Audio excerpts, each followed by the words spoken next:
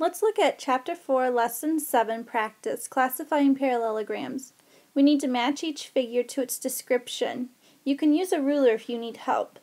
So let's first look at number 1, an acute scalene triangle. So you need to go through and figure out what is a scalene triangle and what's an acute triangle.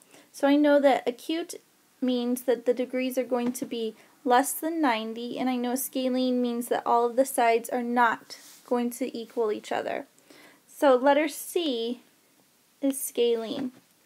A right triangle made of two isosceles triangles, an acute one and an obtuse one. So you need to look for a right triangle, and I see a right one right here. And it says that it's an acute one and an obtuse one. So make sure that you check, and I know that this is an obtuse one right here because of its big angle, and I know that this little one is going to be acute, so that matches the description.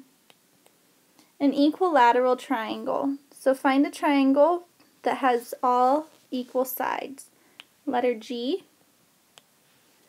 A quadrilateral made of two isosceles triangles, an acute one and an obtuse one. So look for isosceles. Remember, isosceles has two sides that are equal, and I can tell that letter B has isosceles, and there's the obtuse one, and here's the acute one. A quadrilateral made of two congruent triangles. So you're looking for a four-sided figure, and it's made out of two congruent triangles. Letter D has two triangles, and they're congruent, and it also has four sides, which makes it a quadrilateral. A figure made of equilateral triangles.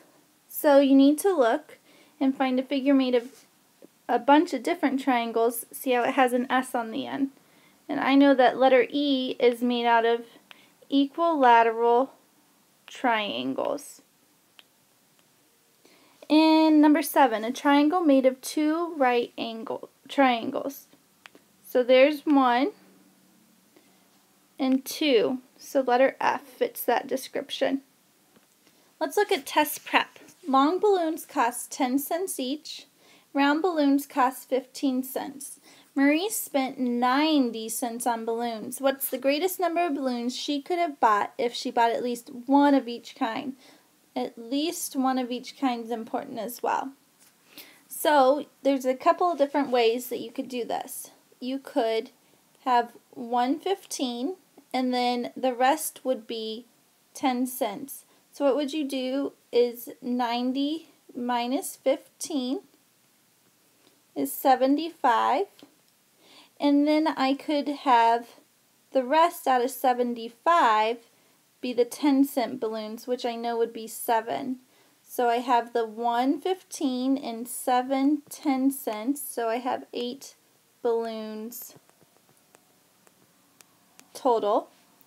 You can do it this way, or you can also try doing, if you did two 15-cent balloons, that would equal 30 cents. 90 minus 30 is going to be 60. And then I could have 6 10-cent balloons. So then I would have 6 plus 2, and that also equals 8 balloons.